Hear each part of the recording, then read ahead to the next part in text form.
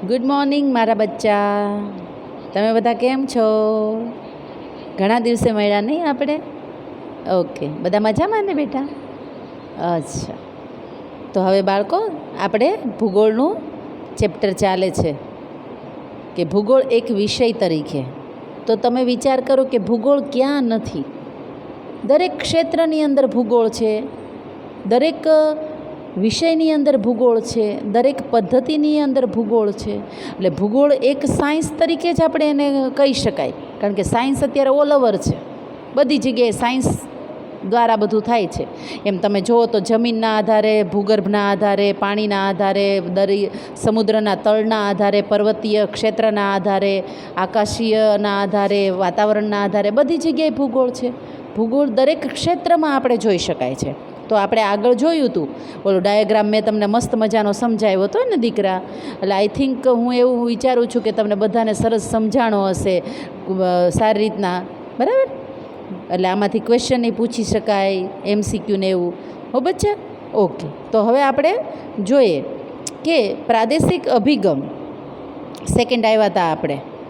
ક્રમબદ્ધ અથવા તો પદ્ધતિસર અભ્યાસનો અભિગમ એક પહેલો લીધો, હવે સેકન્ડ આવ્યા પ્રાદેશિક અભિગમ. હવે પ્રાદેશિક અભિગમનો વિકાસ જર્મન ભૂગોળવિદ કાર્લ રિટરે, આ અંડરલાઇન કરજો મારા દીકરાઓ, આખી સાલ ને બધું અંડરલાઇન કરી નાખજો બેટા. કાર્લ રિટરે ઈસવીસન 1779થી 1859માં એણે કર્યો છે. પૃથ્વીના જુદા જુદા એકમો પાડીને એક નિશ્ચિત પ્રાદેશિક વિસ્તારના સંદર્ભમાં તેની તમામ ભૌગોલિક બાબતોનો અભ્યાસ કરવામાં આવે છે. તો એના પૃથ્વીના જુદા જુદા એકમો પાડ્યા છે, બરાબર છે? તો એ એકમોના આધારે આપણે ભૂગોળ વિશે આપણે જાણી શકીએ છીએ. જોઈએ આગળ. દક્ષિણ અમેરિકામાં એમેઝોનનો ખીણ પ્રદેશ, આફ્રિકામાં કોંગો નદીનો ખીણ પ્રદેશ, બરાબર છે? જે આ નદીના પ્રદેશની વાત છે. શું તો કે ભાઈ અમેરિકામાં એમેઝોનનો ખીણ પ્રદેશ, જ્યાંથી બે પર્વત વચ્ચેથી વહેતી નદી હોય છે, જે ખીણવાળી હોય છે, ઊંડી પ્રદેશ. અને આફ્રિકામાં કોંગો નદી, આ નદીઓ ત્યાં આવેલી છે. કોંગો નદીનો ખીણ પ્રદેશ.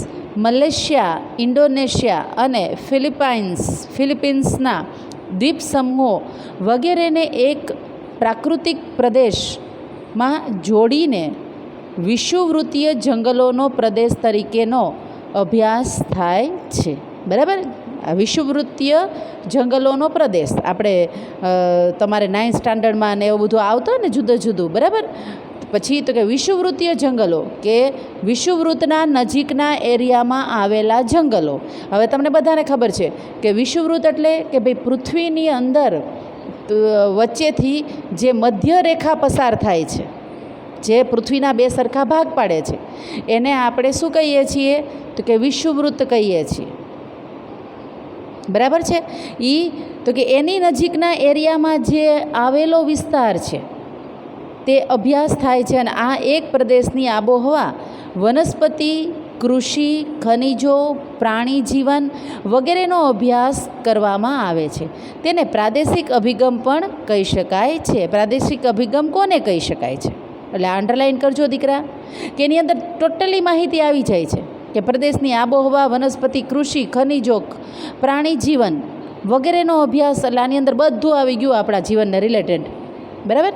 તેને પ્રાદેશિક અભિગમ કહી શકાય છે. હવે તમે જુઓ કે એની શાખાઓ છે, ભૂગોળની શાખાઓ છે.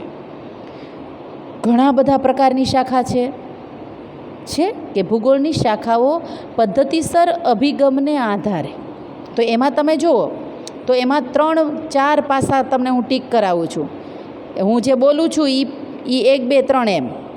તો એમાં તમે જુઓ, ડાયાગ્રામ જુઓ તમે તમારા પેલા ઉપર, આખું કોષ્ટક છે, આખું ચાર્ટ. તો કે ભાઈ પહેલું છે ભૌતિક ભૂગોળના આધારે, પદ્ધતિસર એ અભિગમના આધારે.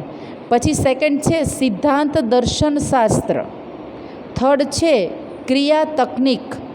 અને ફોર્થ છે માનવ, બરાબર છે? હવે એ તમે આખી કડી જોઈ શકો છો.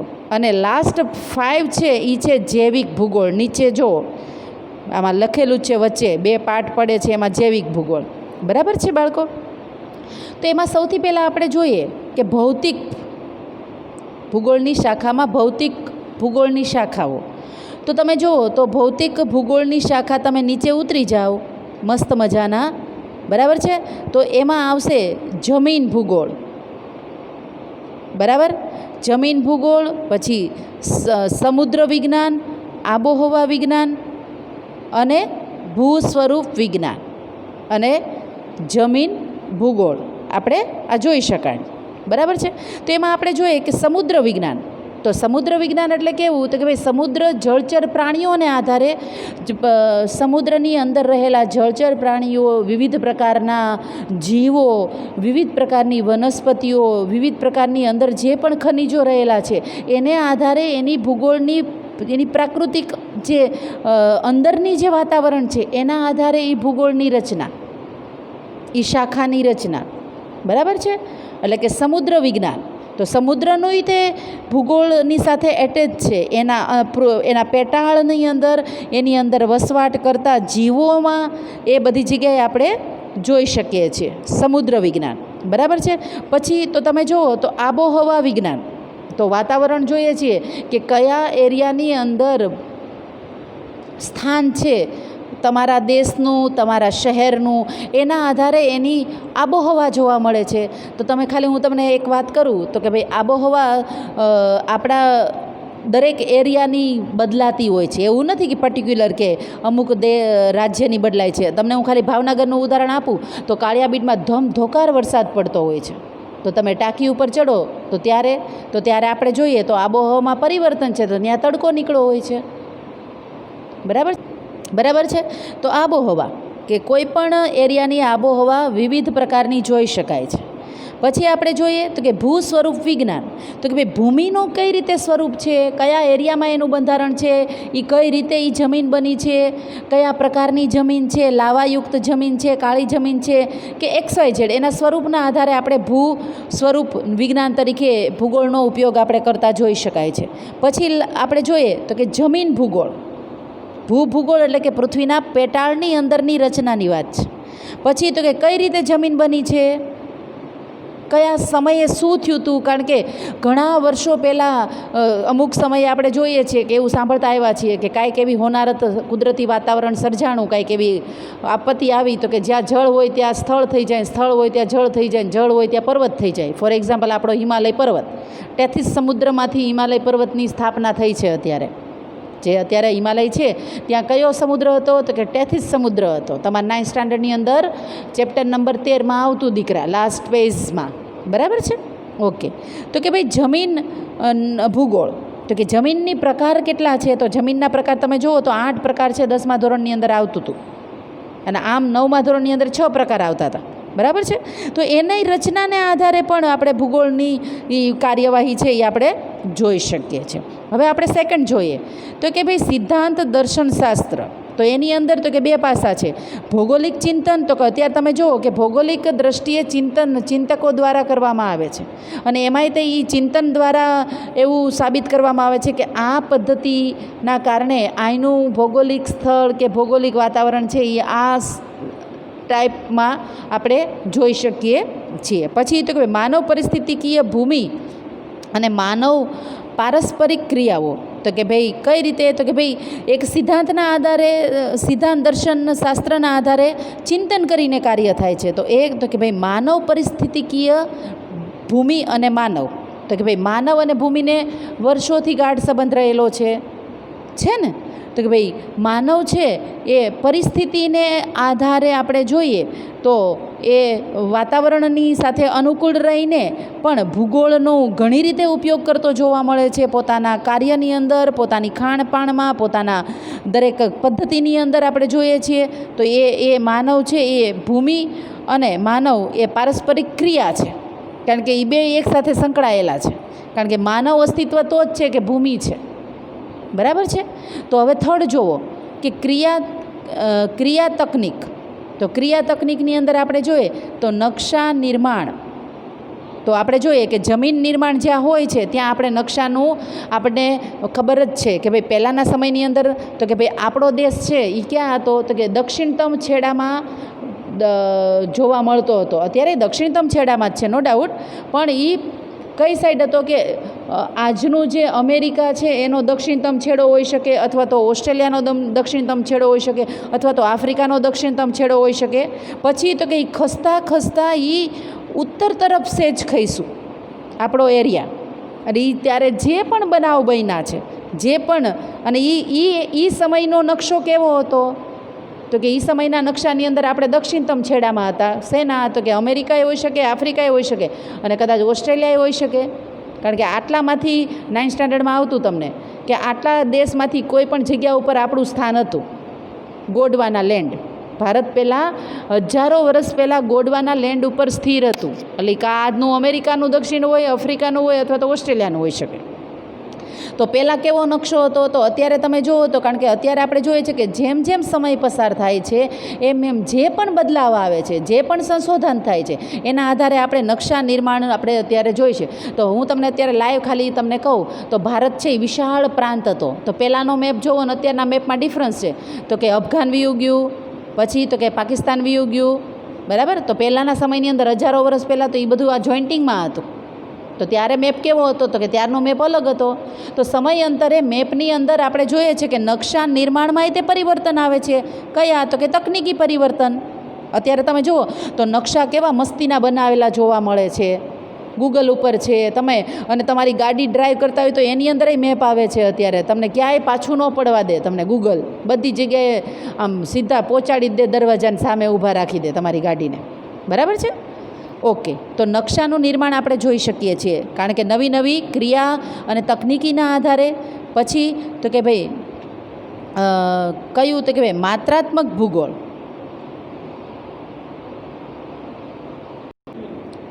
તો કે ભાઈ માત્રાત્મક એટલે કે જે કાઉન્ટિંગ કરી શકાય આંકડા, બરાબર છે.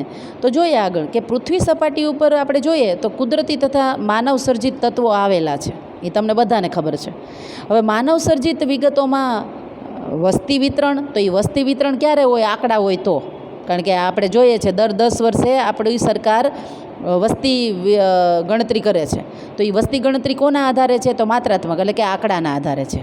તેની ગીચતા, પછી ઔદ્યોગિક કે ખેતી સંબંધિત ઉત્પાદનોના આંકડા, પછી પ્રાણીઓ કેટલા છે, કારણ કે પ્રાણીઓના તે કાઉન્ટિંગ થાય છે, એના આંકડા વગેરે, તથા કુદરતી તત્વોમાં આબોહવા, પછી ખનિજો, પ્રાણીઓ વગેરેનો પણ આપણે જોઈએ તો સમાવેશ કરી શકાય છે. તો આ બધા તત્વો વિશે આપણે આંકડાકીય માહિતી એકઠી કરી શકીએ છીએ. આપણી તે, પ્રાણીની તે, અને સાથે સાથે કોઈ વાતાવરણની તે આપણે તાપમાનમાં આંકડા આવે છે ને, બધી રીતે આપણે જોઈ શકીએ છીએ. તો આવી માહિતીને આંકડાકીય માહિતી આપણે કહી શકીએ. તો આ આંકડાકીય માહિતી માત્રાત્મક હોઈ શકે છે, એટલે કે સંખ્યાત્મક અથવા તો ગુણાત્મક હોઈ શકે છે. એક વર્ષના દરેક દિવસના તાપમાનના આંકડા એકઠા કરવામાં આવે. તમને ખબર હોય તો કદાચ તમે 8th સ્ટાન્ડર્ડની અંદર ઓલું વાતાવરણનું એક ચેપ્ટર આપણી આસપાસ શું, એ ચેપ્ટર આવતું હતું 8th સ્ટાન્ડર્ડની અંદર. ચેપ્ટર 2nd હતું ફર્સ્ટ ટર્મમાં. એમાં આપણે આવતું હતું વાતાવરણનું આખું, કે ભાઈ ઈસવીસન 1970ની અંદર આટલું ppm તાપમાન હતું. એટલે કે તાપમાન માપવા માટે તે આપણે આંકડાની જરૂર પડે છે, બરાબર છે, વાતાવરણ. તો આમ એના ઉપરથી, એટલે કે જો તાપમાનના આંકડા એકઠા કરવામાં આવે તો તે માહિતી અને વસ્તીના સંદર્ભમાં દેશને કુલ વસ્તીના આંકડા એકઠા થાય છે. અને સાથે સાથે તાપમાનમાં તે ડિફરન્સ જોઈ શકાય છે કે ત્યારે આટલું તાપમાન હતું તો પછી આટલું છે ને, તો અત્યારે ભૂકા કાઢી નાખ્યા છે, કેટલું ppm સુધી પહોંચી ગયું છે તાપમાન, બરાબર ને. શું કામ? એ તો કે ભાઈ વાતાવરણની અંદર આપણે જોઈએ છીએ કે અત્યારે પુષ્કળ પ્રમાણમાં આપણે ખરાબ વાતાવરણ છે. કઈ રીતે? તો કે ભાઈ આપણા બધાના ઉદ્યોગ ધંધાના ધુમાડા, પછી તો કે આપણે બધા સ્કૂટર, આપણા બધા વ્હીકલ યુઝ કરીએ છીએ, પછી તો કે આપણા કેમિકલની કેટલી ફેક્ટરીઓ છે. એવું તો કેટલું છે બચ્ચાઓ કે જે વાતાવરણને પ્રદૂષિત કરે છે. એટલે એ માપન માટે તે આપણે આ આંકડાનો ઉપયોગ છે એ સરસ મજાનો કરી શકીએ છીએ. તો એ થયું માત્રાત્મક ભૂગોળ, બરાબર છે બચ્ચા? ઓકે, હવે આપણે જોઈએ ક્ષેત્ર અધ્યયન. તો કે આપણે નકશા નિર્માણ જોયું, પછી નકશા નિર્માણ હોય તો આંકડા આવે દીકરા, એટલે કે માત્રાત્મક ભૂગોળ આપણે જોયું વિસ્તારથી. હવે તો કે ભાઈ એવી ભૂગોળ આવ્યું એટલે ક્ષેત્ર આવે કે કોઈ પણ ક્ષેત્રનું અધ્યયન, એટલે કે નકશાના આધારે એ ક્ષેત્રમાં ઘણા વર્ષો પહેલાં એ ક્ષેત્ર જે એનું એરિયા છે કે ત્યાં શું હતું, કઈ પરિસ્થિતિનું નિર્માણ થયું હતું, કઈ રીતે એની રચના થઈ છે, બરાબર. એ ક્ષેત્રનું નિર્માણ કઈ રીતે થયું છે, તો કે ભાઈ પહેલાં આવો નકશો હતો, તો હવે તો કે ભાઈ અત્યારે આપણે જોઈએ તો એનું અધ્યયન કરવામાં આવ્યું તો અગાઉ પહેલાં એ મેં તમને કીધું એમ કે એ ગોંડવાના લેન્ડ છે એ કદાચ દક્ષિણનો આફ્રિકાનો છેડો હોઈ શકે, ઓસ્ટ્રેલિયાનો એવો છેડો હોઈ શકે અને અમેરિકાનો હોઈ શકે, બરાબર છે. એટલે એના દ્વારા એનું આખું ક્ષેત્રનું અધ્યયન કરવાનું કે ભાઈ ત્યાં કેવી વાતાવરણ છે, કયા પ્રકારના વ્યક્તિઓનો વસવાટ છે, ત્યાંનું દરેક રહેણી કહેણી રીતભાત, ત્યાંના વાતાવરણ કેવું છે, ત્યાંનું લોકોનું જીવન ધોરણ કેવું છે, બરાબર છે. તો એ ક્ષેત્રના અધ્યયન ઉપરથી આપણને એના વાતાવરણના અધ્યયન ઉપરથી આપણે એ ક્ષેત્રનો અંદાજ છે આપણે કાઢી શકીએ છીએ, બરાબર. એમ કહી શકાય કે ભાઈ ભૌતિક તથા સામાજિક આર્થિક સર્વેક્ષણ એના દ્વારા આપણે કરી શકીએ છીએ. હવે જોઈએ આપણે તો કે ભાઈ ભૌગોલિક માહિતી, બરાબર છે. તો કે ભાઈ ભૂગોલિક માહિતી, તો કે ભાઈ આ નકશા પૂર્તિનું નિર્માણ થયું, પછી તો એ કે આંકડાકીય માહિતી પ્રાપ્ત થઈ ભૂગોળનું, પછી તો કે એ ક્ષેત્રના એરિયાની વાત થઈ, તો કે હવે એ ક્ષેત્રની ભૌગોલિક માહિતી કેવી છે કે ભાઈ ત્યાં કેવું તાપમાન છે, એ પૃથ્વીના કયા વિષુવવૃત્તના કયા વૃત્ત ઉપર આવેલું છે, કયા રેખાંશ વૃત્ત ઉપર એ એરિયાનો ભાગ છે, એના આધારે એનું ભૌગોલિક સ્થાન છે. કારણ કે તમને બધાને 7th સ્ટાન્ડર્ડથી તમે ભણતા આવો છો ભૂગોળની અંદર આપણા આખા પૃથ્વીની અંદર દરેક દેશની જે સ્થાન છે એ અક્ષાંશ અને રેખાંશ વૃત્ત દ્વારા આપણે જોઈએ છીએ કે આ અક્ષાંશથી આ અક્ષાંશ વૃત્ત વચ્ચે આ દેશ છે, આ રેખાંશથી આ રેખાંશ વૃત્ત વચ્ચે આ, એટલે કે આડી અને ઊભી લાઈન દ્વારા. પછી તો કે એ એરિયાની અંદર કેવું વાતાવરણ છે ભૌગોલિક દ્રષ્ટિએ, તો કે ત્યાં ખૂબ ઠંડી પડે છે. યુરોપની વાત કરું તો કે ત્યાં 9થી 10 મહિના વાતાવરણ કેવું હોય છે, તો એકદમ ફૂલ ઠંડી, કેવી તો કે માઇનસમાં વયું જાય ટેમ્પરેચર. તો પછી તો કે એના કારણે તો કે ત્યાં ભૌગોલિક માહિતી કેવી છે, તો કે ત્યાં એકને એક સરખું વાતાવરણ જોવા મળે છે 10-9 મહિના. પછી તો કે ઉનાળો હોય છે, પણ કેવો ઉનાળો, તો કે ભૌગોલિક દ્રષ્ટિએ ત્યાંના ઉનાળાની અંદર આપણો શિયાળો છે એવો ત્યાં ઉનાળો છે. કારણ તો કે ભાઈ ત્યાં સૂર્યના કિરણો છે એ ત્રાસા પડે છે અને ત્યાં સુધી પહોંચે ત્યાં એની અંદરની જે ગરમી છે એ ઘટી જાય છે, એની જલનતા ઘટી જાય છે. એના કિરણોની જલનતા હોય ને કે જેનાથી આપણે સીધો તાપ લાગે છે, તો આપણે કેવા દાઝી જાય, વધારે ટેમ્પરેચર હોય ને બહાર નીકળ્યા હોય તો, ને એમાં બ્લેક કપડાં પહેરીને બહાર નીકળ્યા હોય એટલે લિટરલી આપણા પગમાં બ્લેક મોજડી પહેરી હોય તો આપણે ગરમ ફીલ થાય છે, બરાબર છે. તો આમ એના ઉપરથી નકશા પૂર્તિના આધારે માત્રાત્મક ભૂગોળ આપણે જોઈ શકાય છે, કારણ કે એ નકશા પૂર્તિના આધારે આપણે એ જોઈ શકાય. પછી તો કે ભાઈ ક્ષેત્ર અધ્યયન, અને હવે તો કે એ ક્ષેત્ર અધ્યયનના આધારે ભૌગોલિક માહિતી પ્રાપ્ત થાય છે. તો આ રીતે આપણે જોઈ શકીએ છીએ. હવે આપણે જોઈએ તો ચોથું માનવ. તો માનવમાં તમે જુઓ તો માનવ છે એ ભૂગોળમાં કેટલું બધું ઊંડાણપૂર્વકની માહિતી આપણા સુધી પહોંચાડે છે. માનવ હોય ને આ સમાજ આવે, સંસ્કૃતિ આવે ને, વસ્તી આવે, આર્થિક રીતે ભૂગોળ આવે. તો જોઈએ, જો નીચે ઉતરી જાઓ તમે, પહેલું આપણે જોઈએ કે સામાજિક તેમજ સાંસ્કૃતિક ભૂગોળ. તો કે ભાઈ સમાજની રચના કઈ રીતે છે અને ત્યાંનું સંસ્કૃતિ ભૂગોળ કેવું છે, બરાબર. સંસ્કૃતિ ભૂગોળ એટલે આપણે જોઈએ છે કે આપણા એરિયા વાઇઝ આપણી ખાણીપીણી છે, આપણા તહેવારો છે, આપણા પહેરવેશ છે, આપણી બોલી છે ને, આ બધું આપણે સંસ્કૃતિને આધારે આપણે જોઈ શકીએ છીએ. એટલે આમાં આવ્યું કે ભૌગોલિક માહિતીના આધારે માનવીનું સ્થાન, સમાજની રચના અને સાંસ્કૃતિક ભૂગોળ એમ આપણે જોઈ શકીએ છીએ. તો નવીનતા છે, સમાજ હોય ત્યાં નવીનતા હોય જ, કારણ કે માનવી છે એ વિચાર બુદ્ધિજીવી પ્રાણી છે. એ બોલી શકે છે અને કાર્ય કરી શકે છે અને સમજી પણ શકે છે. ભલે સામાજિક પ્રાણી છે પણ સમાજમાં રહે છે. આથી તો કે સામાજિક તેમજ સાંસ્કૃતિક ભૂગોળ આપણે જોઈ શકીએ છીએ. સમાજ હોય ત્યાં સંસ્કૃતિ હોય, કારણ કે એના નીતિ નિયમો હોય, એના ધારાધોરણો હોય, એના બનાવેલા, એના પૂર્વજોએ બનાવેલા જુદા જુદી પદ્ધતિ હોય છે, એટલે સંસ્કૃતિ આવે. પછી આપણે જોઈએ તો ઐતિહાસિક ભૂગોળ. તો કે ભાઈ સમાજ છે તો ઇતિહાસની રચના થવાની જ છે, કે પહેલાંના સમયની અંદર શું હતું ભાઈ, એને ઇતિહાસ કહી શકે છે. તો ત્યારે ઐતિહાસિક ભૂગોળ આપણે જોઈએ તો કે ભાઈ પહેલાંના સમયની અંદર તો કે ભાઈ ભારત છે તો એનું વાતાવરણ કેવું હતું, કે જો અત્યારે આપણે જોઈએ તો ભારતની અંદર ટેમ્પરેચર દિન પ્રતિદિન આપણે વધતું જોઈ શકાય છે. બરાબર છે. તો હવે ભૂગોળની દ્રષ્ટિએ આપણે જોઈએ તો આપણો ઇતિહાસ જૂનો ટેમ્પરેચરને આધારે જોઈએ તો કે અત્યારે તો કે ત્યારે એટલી બધી ગરમી નહોતી, માણસો વીજળી વગેરે તે ઘરની અંદર સૂઈ જ શકતા હતા. તો અત્યારનો એ ઇતિહાસ એવો હતો. તો અત્યારે શું છે તો કે અત્યારે રૂમની અંદર એક ફેન શરૂ ન હોય તો ભૂખા નીકળી જાય છે લાઇટ જાય ત્યારે, અને એમાંય તે ગરમીના માહોલમાં લાઇટ ગઈ હોય સમરમાં, એટલે કે ઉનાળાની અંદર, તો આપણે બધા કેવા હાય હાય ક્યારે આવશે ક્યારે આવશે. ને ઘણા તો ઓફિસમાં કોકની પાસે નંબર હોય તો ફોન કરીને પૂછી લે ભાઈ ક્યારે લાઇટ આવશે. બરાબર છે.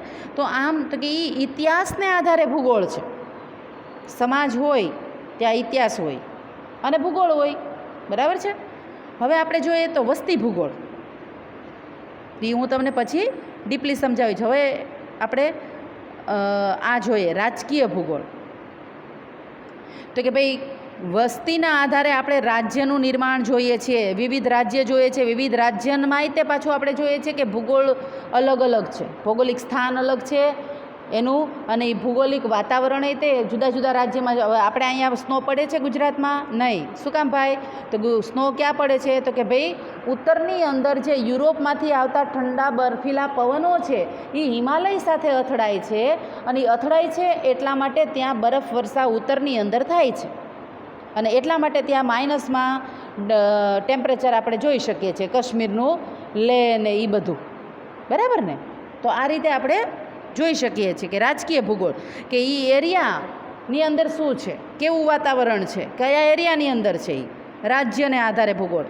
પછી તો કે આર્થિક ભૂગોળ. પછી તો કે એ રાજ્ય ક્યાં આવેલું છે, ત્યાં કયું વાતાવરણ છે, તો કયા વાતાવરણને આધારે ત્યાં કયો વેપાર ચાલે છે, એટલે આર્થિક આવી જાય, આર્થિક દ્રષ્ટિ આવી જાય. વેપાર આવે એટલે આર્થિક દ્રષ્ટિ છે એ આપણે જોઈ શકીએ છીએ. બરાબર છે. તો આર્થિક ભૂગોળ આપણે કહી શકીએ છીએ. બરાબર ને? હવે આપણે જો વસ્તી ભૂગોળમાં તમે નીચે ઉતરી જાવ, એના 3 પાસા છે: ગ્રામીણ ભૂગોળ, તબીબી ભૂગોળ અને શહેરી ભૂગોળ. હવે તો કે કેટલી વસ્તી એવી છે ભારતની, અને આમે તે ભારત તો ગામડાથી બનેલો દેશ છે, એટલે આપણે તો બધા ગામડા, અને દીકરા બધાનું ગામડું છે હો, તમારું છે ને મારું છે ને બીજા બધાનું ગામડું છે. કોઈ એમ ન કહી શકે કે મારું ગામડું જ નથી. આપણે બધાનું, આપણું બાપ દાદા ત્યાં રહેલા છે ને ત્યાં ખેતી કરી છે, કારણ કે આપણા બધાનો વ્યવસાય કયો છે તો કે ખેતી. કારણ અત્યારે તે 60% ઉપર પબ્લિક છે એ ખેતી પેદાઈશ ઉપર પોતે નભે છે ને પોતાનું જીવન ધોરણ ચલાવે છે, અને એ બધા 60% રહી છે. નગર પહેલાં 100% ખેતી હતી. પણ હવે શું છે કે વિજ્ઞાન અને ટેકનોલોજી અને શિક્ષણ આગળ વધ્યું એટલે લોકો છે એ ગામડાના પડી ભાંગ્યા છે. હવે તો પાછા ધમધમતા થઈ ગયા છે કોરોનાના કારણે દીકરા. બરાબર છે. પણ પાછા પડી ભાંગ્યા હતા ખરા. તો કે ભાઈ ગ્રામીણ ક્ષેત્રે ભૂગોળ, તો કે ત્યાં ગામડાનું વાતાવરણ કેવું છે, કે સરસ મજાનું ખુશ મિજાજવાળું વાતાવરણ છે. તારે લીલા લહેર છે, વાડી છે ને ખેતરો છે ને લીલોતરી છે, એટલે તો કે વાતાવરણ એકદમ સરસ મજાનું શીતળ કહી શકાય છે. પછી તો કે ભાઈ તબીબી ભૂગોળ. તો કે વસ્તી હોય ત્યાં તબીબી ક્ષેત્રની ધ્યાન રાખવી પડે, કારણ કે જેટલી ગીચતા એરિયાની અંદર આપણે રહેતા હોય ને એ તે જ્યાં સૌથી વધારે ફેક્ટરીઓ અને એનું બધું વાતાવરણ હોય તો ત્યાં વાતાવરણને કારણે લોકોમાં આપણે ભૂગોળની દ્રષ્ટિએ જોઈએ તો બીમારીની પ્રમાણ આપણે જોઈ શકીએ છીએ. બરાબર છે. તો કે ભાઈ તબીબી ભૂગોળ. પછી તો કે શહેરી ભૂગોળ. તો હવે આપણે જોઈએ કે ગ્રામીણ વિસ્તાર પડી ભાંગ્યા છે, અને તો કે શહેરનું ભૂગોળ. તો કે શહેરનું ભૂગોળ અત્યારે આપણે જોઈએ છે કે વસ્તી ગીચતાને કારણે દિન પ્રતિદિન અત્યારે ટેમ્પરેચરની અંદર વધારો જોવા મળે છે, ગીચતાનો વધારો જોવા મળે છે, ગંદકીનો વધારો જોવા મળે છે, બેકારીનો વધારો જોવા મળે છે, ભૂખમરાનો વધારો જોવા મળે છે. બરાબર છે. બેકારી મળે છે, કારણ કે બધાને જ બધું મળે એવું તો જરૂરી નથી, કારણ કે શહેર મોટું છે. તો એ શહેરી ભૂગોળ આપણે કહી શકીએ છીએ. તો તમને આ સમજાઈ ગયું બચ્ચા? માનવના આધારે કેટલું બધું છે. સામાજિક તેમજ સાંસ્કૃતિક ભૂગોળ આવે, પછી તો કે ઐતિહાસિક ભૂગોળ આવે, પછી તો કે વસ્તી ભૂગોળ આવે, પછી તો કે રાજકીય ભૂગોળ આવે. બરાબર છે. પછી છેલ્લું આપણે જોયું આર્થિક ભૂગોળ. તો કે આર્થિક ભૂગોળના પાછા કેટલા બધા પાસા છે. તો આર્થિક દ્રષ્ટિએ કમાણી કઈ કઈ રીતે થઈ શકે છે. આર્થિક ભૂગોળ એટલે પૈસો કઈ જગ્યાએથી કમાઈ શકાય છે. તો એમાં આપણે જોઈએ કૃષિ ભૂગોળ. તો કે ભાઈ અત્યારે તો કે ભાઈ માનવી છે એ મોસ્ટ ઓફલી આપણો દેશ છે એ કૃષિ પ્રધાન દેશ છે. તો અત્યારે 60% ઉપરની પબ્લિક છે એ કૃષિ પેદાઈશના આધારે, એટલે કે કૃષિ ભૂગોળના આધારે, ત્યાંના વાતાવરણના આધારે, ત્યાંનું આબોહવાના આધારે છે એ પોતાનું જીવન ધોરણ ચલાવે છે. પછી તો કે પ્રવાસન ભૂગોળ. તો કે અત્યારે આપણે જોઈએ છીએ કે વિજ્ઞાન અને ટેકનોલોજી જોરદાર છે. તો માણસો છે એ ટ્રાવેલિંગ કરે છે, હરે ફરે છે, ત્યાંનું ભૌગોલિક સ્થાન જોવે છે, ત્યાંની સંસ્કૃતિ જોવે છે, માણે છે, ત્યાંની ખાણીપીણી જોવે છે, ત્યાંનો પહેરવેશ જોવે છે, ઘણા ફોટાય પાડે છે. આવું બધું આપણે જોઈ શકાય છે પ્રવાસન ભૂગોળ, કારણ કે માનવી અત્યારે પ્રવાસન કરે છે. બરાબર. પછી તો કે વસાહત ભૂગોળ, કૃષિ, પછી પ્રવાસન ભૂગોળ, પછી તો કે વસાહત ભૂગોળ. માનવી છે એ સ્થિર થતો થઈ ગયો છે, કારણ કે પહેલાંના સમયની અંદર આપણે જોઈએ છીએ કે વસાહતો નહોતી, કારણ કે ભટકતું જીવન જીવતો હતો. જંગલની અંદર તમે જુઓ તો આદિમાનવ છે એક ડાળથી બીજી ડાળ ને બીજી ડાળથી ઓલી ડાળ ને ઓલા જંગલમાંથી ઓલા જંગલમાં એમ પોતાનું જીવન ધોરણ છે એ ચલાવતો હતો. તો કે હવે આપણે જોઈએ છીએ વસાહત ભૂગોળ છે. તો વસાહત ભૂગોળની અંદર કોણ આવે? તો કે માનવી આવે, કારણ કે વસાહત કોની હોય છે? સ્થિર રહેવાનું કામ તો કે માનવીનું છે. હવે માનવીનું રહેવાનું કામ છે તો ત્યાંનું વાતાવરણ આવે, ત્યાંનો ભૂગોળ આવે, ત્યાંનો પહેરવેશ આવે, ત્યાંનો ખાણીપીણી આવે. બરાબર છે. તો આ રીતે આપણે જોઈ શકીએ. હવે નીચે ઉતરી જાઓ, ઔદ્યોગિક ભૂગોળ. કારણ કે ઔદ્યોગિક ક્ષેત્રએ તે ભૂગોળનું ઘણી બધી માત્રા આપણે જોઈ શકીએ છીએ કે ભાઈ કયા એરિયાની અંદર સ્થાપના છે અને ત્યાં કેવું વાતાવરણ છે, ત્યાંનું ભૌગોલિક સ્થાન કેવું છે, ત્યાંનું વાતાવરણ કેવું છે, કે ત્યાં ખૂબ ઠંડી છે તો કયો વેપાર ચાલે છે. તો કે ત્યાં ઊનનો વેપાર સૌથી વધારે ચાલી શકે છે, કારણ કે ઠંડીની માત્રા છે. સમજાય છે ને? બરાબર. તો આ રીતે આપણે ઔદ્યોગિક ભૂગોળ. એટલે કે પછી તો કે બીજું તો કે ભાઈ આપણે મધ્યમાં આવી જાય તો ત્યાં ત્રણેય ઋતુ મળે છે, એટલે આપણે ત્રણેય ઋતુનો ઉદ્યોગ ચાલે છે. કે ઉનાળો હોય તો ઉનાળાની તે વસ્તુઓ સરસ મજાની પ્રાપ્ત થાય છે, શિયાળો હોય તો શિયાળાનું હોય છે, અને ચોમાસું હોય તો ચોમાસાનું તે આપણે મોજ લેતા હોઈએ છીએ. તો એ પ્રમાણે આપણી આર્થિક દ્રષ્ટિએ આપણે એ ભૂગોળ આપણે કહી શકીએ છીએ. પછી તો કે વ્યાપાર અને પરિવહન ભૂગોળ. માનવ વસાહત છે એટલે માનવ એક જગ્યાએ તો બધું ઉત્પાદન નથી કરી શકતો. સિમલાન સફરજનાઈ મળે દીકરા, લીચી મળે, ચેરી મળે, પેટ્રોલ મળે જ બધું અહીં ઉત્પાદન થાય છે નહીં. તો કે એણે વ્યાપાર જુદી જુદી ભૌગોલિક સ્થાન ઉપર છે, જુદા જુદા એરિયાની અંદર છે. તો એ એરિયાની અંદરથી આપણા સુધી પહોંચાડવા માટે તો કે પરિવહન જોઈએ છે. પરિવહન એટલે કે આપણે ટ્રેનનો ઉપયોગ કરીએ છીએ વસ્તુઓના ટ્રાન્સફર માટે, પછી સ્ટીમરનો ઉપયોગ કરીએ છીએ બહુ ભારે વસ્તુ હોય તો, પછી તો કે આપણે ટેમ્પાન, ટ્રક ને આવા બધાનો આપણે પરિવહન દ્વારા આપણે ઉપયોગ કરીએ છીએ. તો કે ભાઈ વ્યાપાર અને પરિવહન ભૂગોળ આપણે જોઈ શકીએ છીએ કે જેના આધારે આપણે આપણું જીવન ધોરણ ચલાવીએ છીએ. ઘણાના પેટ આમાં ચાલે છે ભાઈ, ચાલે છે ને. કોઈ ટ્રાવેલિંગ કરતા હોય તો ટ્રાવેલ્સમાં જતા હોય છે, તન્નાન, રાજધાની ને શ્રીનાથજીને XYZ. તો એ બધાનું એ માલિકનું ચાલે છે અને એની અંદર ડ્રાઈવરનું ચાલે ને કેલેન્ડરનું ચાલે છે કામકાજ. બરાબર છે. કામકાજ ઇન ધ સેન્સ કે એનો ઘર. તો આમ પરિવહન ખૂબ મહત્ત્વતા ધરાવે છે. પછી તો આપણે જોઈએ તો કે ભાઈ આર્થિક દ્રષ્ટિએ સેવાના ઘણા બધા ક્ષેત્રો છે. તમારે 8th સ્ટાન્ડર્ડની અંદર આવતું, 10thની અંદર આવતું કે ભાઈ સેવાના ક્ષેત્રની અંદર ઘણા બધાનો સમાવેશ થાય છે. કઈ રીતે? તો કે ભાઈ ખેતી આવે, પરિવહન આવે, બેંક વીમા યોજના આવે. બરાબર છે. તો આ બધા સેવા ક્ષેત્ર આપણે કહી શકીએ છીએ. શિક્ષણ આવે, તબીબી સારવાર. તો માનવ હોય ત્યાં આ બધાનો સમાવેશ થઈ શકે છે. ટૂંકમાં આપણે એમ કહી શકીએ છીએ. ચાલો, તો હવે તમે લાસ્ટ જુઓ જૈવિક ભૂગોળ. બરાબર. તો જૈવિક ભૂગોળમાં તમે જુઓ તો કે જેમાં જીવ છે એને આપણે જૈવિક ભૂગોળ કહીએ છીએ. જીવ છે એ માનવીમાંય છે, વનસ્પતિમાંય છે અને જીવજંતુની અંદરય છે. પણ આપણે જોઈએ કે વનસ્પતિ ભૂગોળ અને પ્રાણી ભૂગોળ. હવે એમાં સૌથી પહેલાં આપણે જોઈએ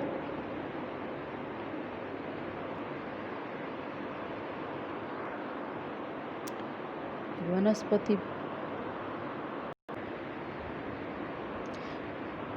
વનસ્પતિ ભૂગોળ.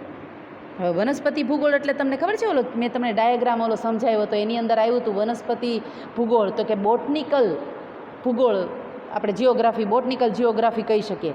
કારણ તો કે ભાઈ સાયન્સની અંદર જે કોલેજ કરતા હોય ને એ લોકો મેઇન સબ્જેક્ટ તરીકે બીએસસી કરતા હોય ને બોટની રાખતા હોય છે. તો એમાં તો કે એની અંદર વિવિધ વનસ્પતિ આવે છે, એની વનસ્પતિની અંદર એ તે નવીનતા જોવા મળે છે. એક સરખું તો આપણે બધી જ વનસ્પતિ નથી, અને એ વનસ્પતિની અંદરથી કેટલોય વેપાર વાણિજ્ય આપણે જોઈ શકીએ છીએ. અને વનસ્પતિની અંદર જીવસૃષ્ટિ છે, કારણ કે એને તે બધી ફિલિંગ્સ થાય છે, બરાબર છે. પછી તો કે ભાઈ પ્રાણી ભૂગોળ, તો કે ભાઈ અત્યારે આપણે જોઈએ છીએ કે ભાઈ પ્રાણી ભૂગોળ એ તે મહત્ત્વતા ધરાવે છે કે કયા એરિયાની અંદર કયા પ્રાણીઓ, એટલે કે ઝૂલોજી જેને આપણે ઇંગ્લિશમાં કહીએ છીએ. અને ઘણા બીએસસીની અંદર ઝૂલોજી મેઇન રાખીને તે બીએસસી કરતા હોય છે, બોટની રાખીને બીએસસી કરતા હોય છે, બરાબર. તો પ્રાણી વિશેની સંપૂર્ણ માહિતી એના ઉત્પાદનથી, એની વિવિધ એના શરીરના અંગ ઉપાંગ, કેમ માનવીના શરીરના અંગ ઉપાંગનો રિસર્ચ કરવામાં આવે છે, એમ ભૂગોળ એ પ્રાણીનું તે રિસર્ચ કરે છે. અને માનવી અને પ્રાણીનું શરીરનું બંધારણ આમ જોવા જઈએ ને, એટલે હું આમ હાઇટમાં અને એમ નથી કહેતી, પણ એના અમુક સિમ્ટમ્સ છે એ આપણી સાથે મળતા આવે છે. ને એટલા માટે સાયન્ટિસ્ટો છે ને એ ઓલવેઝ કાં ઉંદર પકડે, કાં ડેટકો પકડે, કાં પછી બિલાડી પકડે, અને કાં પછી વાંદરો પકડે, ને એના ઉપર એક્સપેરિમેન્ટ કરે, ને પછી યોગ્ય લાગે એટલે સમજી જાય કે નાના ભાઈ આ માનવીને ફાવશે, બરાબર છે. એટલે પ્રાણી ભૂગોળ. તો બાળકો આપણે આખો ચાર્ટ સમજ્યા, પણ આના વિશે પાછું બાજુના પેજમાં જુઓ તમે કે પદ્ધતિસર અભિગમના આધારે ભૂગોળની શાખાઓ 4 પ્રકારે આપણે જોઈ શકીએ છીએ. એ રીતે પણ હું તમને સમજાવીશ, બરાબર છે બચ્ચા. તો હવે આપણે આટલું રાખીએ. આ શાખા તમને સમજાણી હશે. મેં ખૂબ તમને સરસ રીતે સમજાવવાનો પૂરતો પ્રયત્ન કર્યો છે, એક ટોપિકને સમજાવ્યું છે. પણ એ પાછું ટોપિક કઈ રીતે, તો કે ભાઈ સ્ટેપ બાય સ્ટેપ, પહેલું કયું આવે, સેકન્ડ કયું આવે, થર્ડ કયું આવે, ફોર્થ કયું આવે, ને ફિફ્થ કયું આવે, બરાબર છે. તો ઓકે બાળકો, આટલું આપણે રાખીએ છીએ. હવે પછી મળશું પાછા. બાય, ટેક કેર, સ્વસ્થ રહો, મસ્ત રહો.